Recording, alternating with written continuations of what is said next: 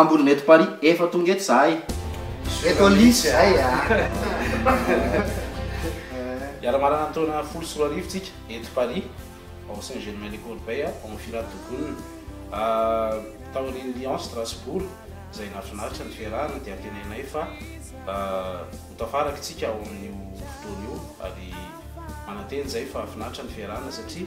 izay fa ivonany amin'izany amin'ny tsara indreo aty aminay zay dia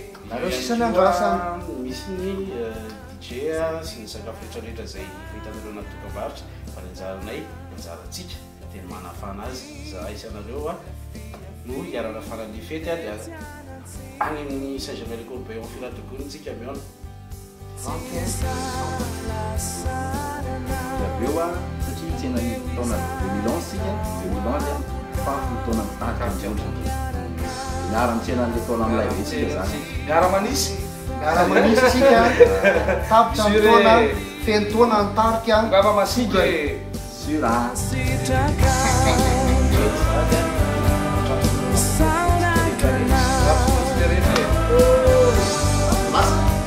Grazie.